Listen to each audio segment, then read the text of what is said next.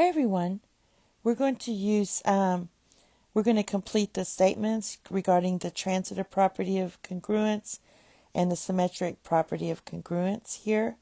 So basically it's stating if angle 1 is congruent to angle 5, then angle 1 is congruent to angle 7. So if we're using the transitive property, this has to be angle 7, because that's what the property states. Now for the symmetric property, if angle 2 is congruent to angle 1 is congruent to angle 2 and angle 3 is congruent to angle 4, that means for the symmetric property, we're just going to switch this around.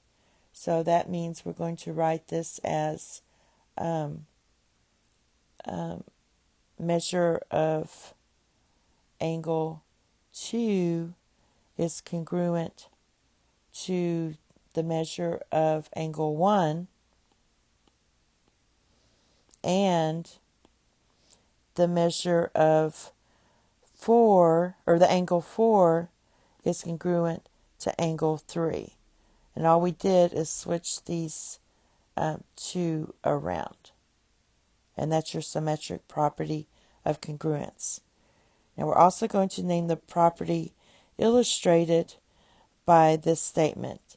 So for number 5, if you look at these are actually the same. They're both angle B. So what I can do is write this as angle B is congruent to angle B. It's just a different way of writing the angles. So if this is your B and this is A, C, then it doesn't matter which way you're going. They're the same angle. This is CBA, and this going the other way would be ABC. So that's called the reflexive property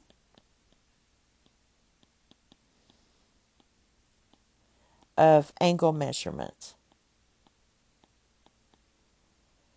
All right, and the next one says if angle RST is congruent to 5, then angle 5 is congruent to RST.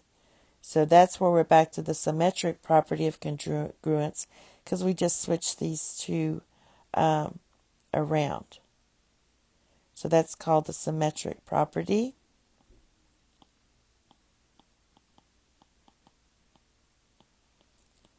And then finally, we have this one.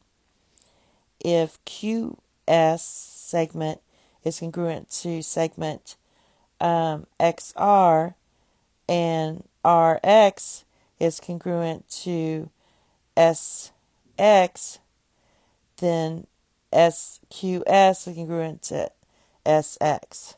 So basically, if you rewrote this as QX is congruent to XR, and let me just write, and I'm going to switch this around.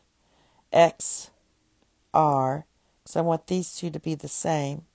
It's congruent to XS. Then